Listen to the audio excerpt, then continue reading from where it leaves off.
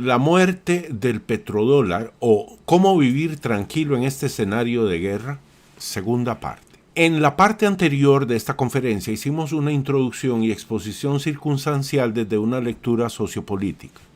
En esta segunda parte haremos una lectura circunstancial desde una perspectiva económica. Les saluda su amigo y anfitrión Javier Martín. Este es Tao y Economía, su canal en YouTube. Estamos también en Martín Valores Inmobiliaria en Facebook e Instagram y en Twitter. Como mencionamos anteriormente, el eje de poder económico está trasladándose a Eurasia. Esta transición está liderada por China, en menor medida por Rusia e India, y entre estas tres naciones se concentra una enorme parte de la población y una enorme parte de la producción global. Al presente es muy evidente la alineación que estos países llevan a cabo en un también muy claro propósito de liberarse del modelo occidental y adoptar un nuevo esquema más acorde con su cultura y su concepción económica. En síntesis, vemos un choque cultural en el que Eurasia predomina y Occidente es relegado. Rusia es el país más grande del mundo. Produce una enorme cantidad de minerales, energéticos y granos, de tal manera que bien puede crear su propio mundo. Y de hecho, esto es lo que ha venido haciendo desde hace unos cuantos años. Ha creado su propia Internet, su propio sistema de pagos en alianza con China y otros países de Eurasia, y trabaja en desarrollar e instaurar la tecnología blockchain para los procesos electorales del país. Por otro lado, disputa el primer lugar en armamento nuclear con Estados Unidos, posee uno de los ejércitos más grandes y mejor equipados en guerra convencional del mundo, incluyendo los misiles balísticos hipersónicos de los que también disfruta China y no así Estados Unidos. De hecho, Rusia sorprendió al mundo cuando en su intervención en Siria en el 2015 utilizó un arma, hasta entonces secreta, un dispositivo electrónico que bloquea e inutiliza todo aparato eléctrico y electrónico en un radio de más o menos 600 millas. En cuanto a China, no podemos separarla del oro, asimismo Rusia. Pero bueno, ahora vamos a analizar un poco la situación con China, siempre desde una perspectiva absolutamente económica. En diciembre del 2001, tras 15 años de arduas negociaciones, China ingresó a la Organización Mundial del Comercio. En el 2013, China anunció la iniciativa Una Franja, Una Ruta, una estrategia de desarrollo de infraestructura global. Se anunció inicialmente esta estrategia como Silk Road Economic Belt, franja económica de la ruta de la seda. En julio del 2014, China funda el Banco de Desarrollo de los BRICS. BRICS todavía es, depende de cómo quiera verlo, una alianza entre varios países en vías de desarrollo con mucho potencial económico. Y en aquel entonces estaba constituido por Brasil, Rusia, India, China y Sudáfrica. En la actualidad ya quedó como RIC, es decir, Rusia, India y China. Pues a Brasil y a Sudáfrica no les ha ido tan bien y no han podido continuar con sus compromisos. En octubre del 2016, el yuan entró a formar parte del grupo de divisas que el Fondo Monetario Internacional toma como referencia para calcular el valor de su derecho especial de giro, conocido como DEG. Esta es una divisa de carácter global que usted y yo nunca veremos, porque fue diseñada y circula únicamente entre grandísimas instituciones gubernamentales o financieras alrededor del mundo. Diga que el Banco Central de su país, en vez de tener reservas en oro, las tiene en derechos especiales de giro, sea cual sea el país donde usted vive. En enero del 2015, la Bolsa del Oro de Shanghái logra el Acuerdo de Cooperación Estratégica Integral con el Consejo Mundial del Oro. La Bolsa del Oro de Shanghái es la bolsa de oro físico más grande del mundo. Esto debemos recalcarlo. Usted llega ahí, usted puede vender su oro en el tanto el oro sea físico.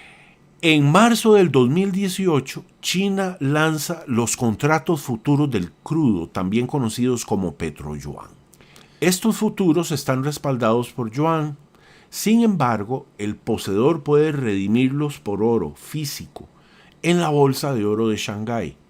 ¿Quién sería el típico poseedor de esos contratos futuros del crudo redimibles por yuan y oro? Los países productores de petróleo. Este es el punto de inflexión con respecto a la muerte del petrodólar, ya que contrario a como ocurrió con anterioridad con las intenciones de Gaddafi y Saddam Hussein de Libia e Irak respectivamente, que fueron depuestos tras anunciar cada uno de ellos su intención de vender su petróleo en una moneda distinta del dólar. Ya en este sentido, China no puede ser simplemente invadida por Estados Unidos. Tiene un ejército demasiado grande, tiene armas nucleares, tiene demasiado peso a nivel económico, es uno de los socios económicos más importantes de Estados Unidos y ahí entonces se sentó el precedente. Eso fue en el 2018. El que los contratos futuros del crudo en yuans, oro, no hayan sido tan populares hasta el momento obedece pues a una predominancia que tiene hasta el momento el dólar como divisa de reserva internacional y que todavía el efecto Cantillon, que es el efecto que se produce por la excesiva emisión de dinero sin respaldo, todavía no ha hecho tanta mella como está por hacerlo en los diferentes niveles de la economía global. El gráfico que tienen enfrente es, a mi juicio, una síntesis brillante de la metodología que utiliza el establecimiento para esclavizarnos económicamente de manera solapada. ¿Cómo lo hacen? Con un esquema, que es el que estamos viendo, a partir de una banca centralizada, una emisión continua de dinero nacido del aire, y también interviene en mayor o menor medida el sistema bancario de reserva fraccionaria. Para aquellos de ustedes que estén interesados en este tema, pues aquí tienen un material de una riqueza increíble para poder continuar investigando, escudriñando un poco más en cómo funciona. Obsérvese que el gráfico es una especie de diagrama de flujo. Estamos viendo acá arriba, dice un banco central, y una línea puntuada en rojo que sale del Banco Central y termina en las petroleras. Y dice, quieren garantizarse que el dinero creado por ellos sea mantenido en las bóvedas de otras naciones como reservas para poder realizar sus compras de petróleo. Esto crea una demanda artificial de esta divisa que crece conforme las naciones usan energía para modernizarse. Dicha demanda artificial sostiene a esa divisa fuerte con relación a otras divisas, permitiéndoles reducir precios sin tener que elevar los sueldos. Vamos a ampliar un poco más el gráfico para ir estudiándolo en sus partes, en todas sus partes. Vean. Arranca aquí, dice un banco central, sale una línea, una flecha, dice el Banco Central usa la tasa de interés para determinar la cantidad de liquidez. ¿Okay? Dice, el volumen determina la política monetaria de el Banco Central. ¿Okay? Vamos, acá dice la economía. La economía provee activos para justificar las políticas monetarias del Banco Central. La economía se expande basándose en la cantidad de liquidez que haya. La liquidez permite el aumento de innovación que repercute en la economía.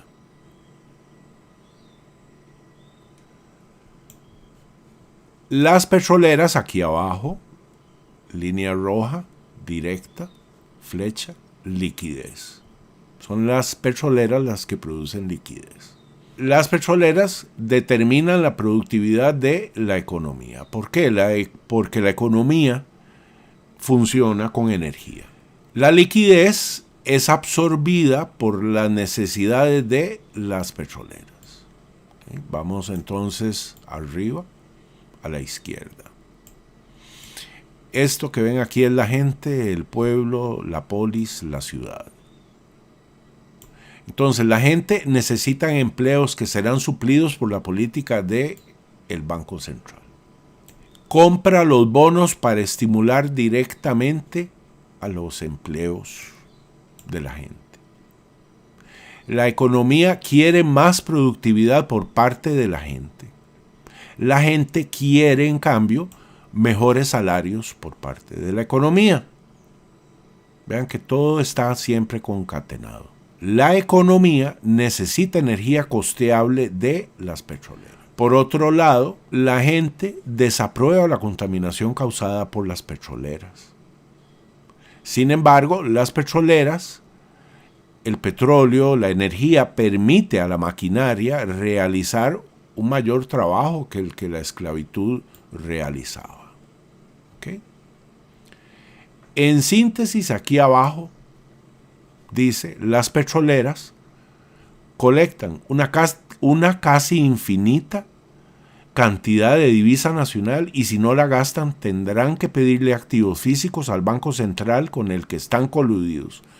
Este dinero es dirigido entonces hacia los aliados del Banco Nacional, mejorando sus activos, su riqueza, su fortuna. Vean qué interesante, vale la pena entonces escudriñar en este sentido para tomar mayor conciencia de cómo es que nos están esclavizando.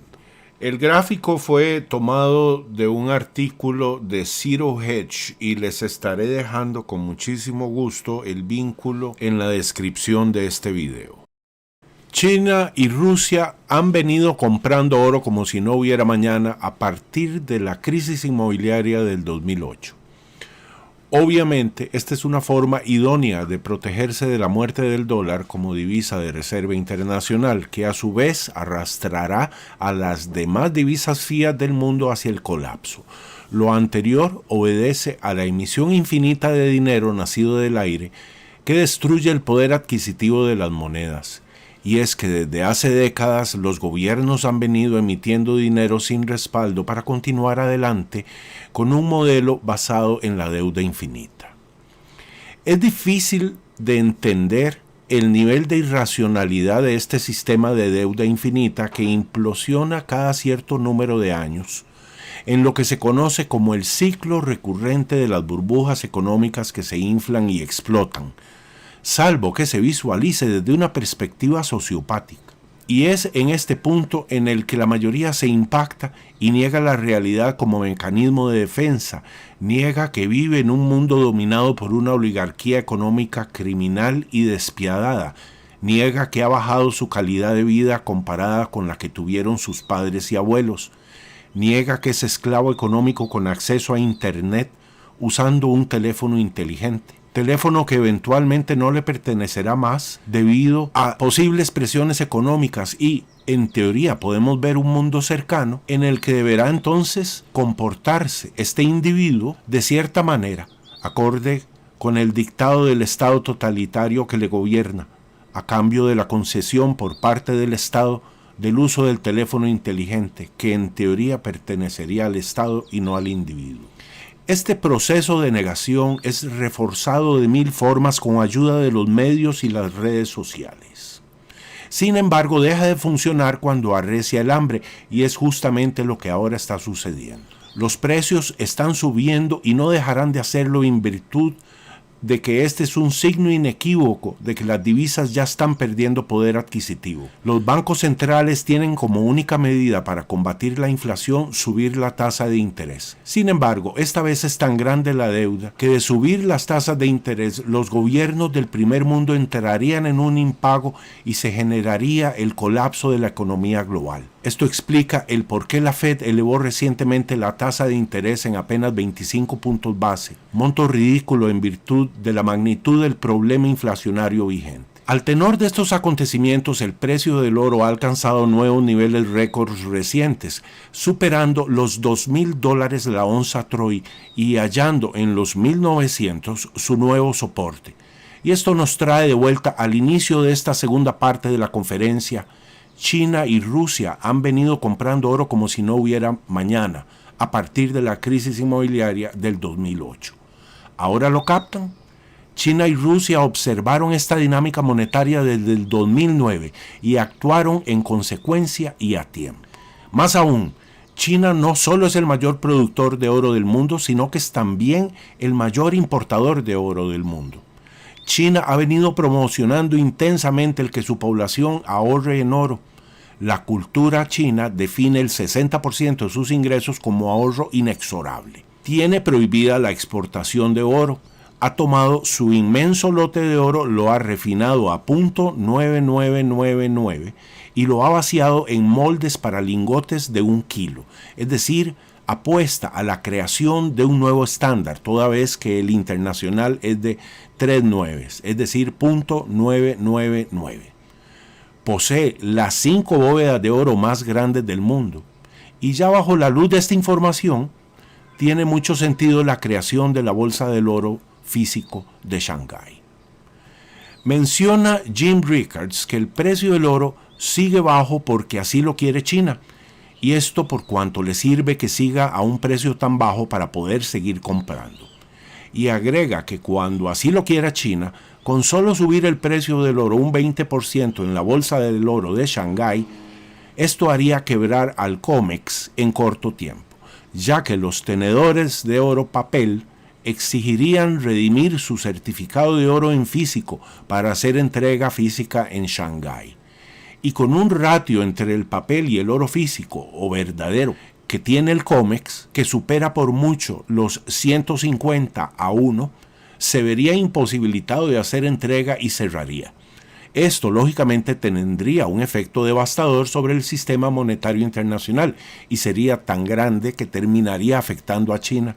Por eso no ha ocurrido hasta el momento, o bien porque aún China sigue comprando oro. Por esto cabe preguntarse si lo haría algún día bajo condiciones extremas.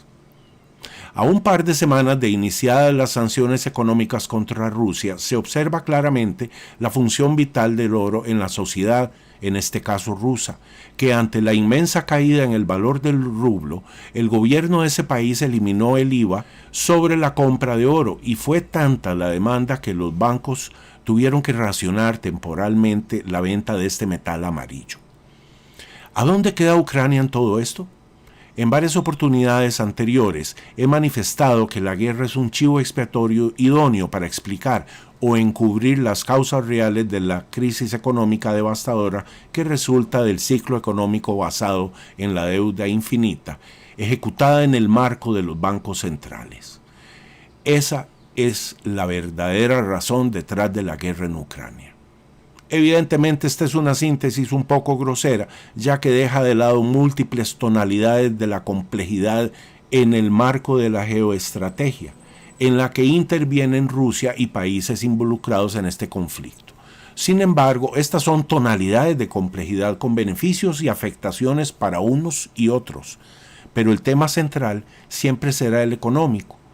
Y es que estamos desde el 2015 a las puertas del colapso económico global, y si quieren verificar lo que su servidor está diciendo al respecto, por favor revisen el gráfico de la Bolsa de Valores en China para octubre del 2015 y el de Estados Unidos para febrero del 2016. Y si tienen algún comentario, con muchísimo gusto, encantado, me complacería muchísimo poder leerlo. Muchas gracias por su atención. Denle like, compartan, difundan el mensaje y nos vemos pronto. Chao.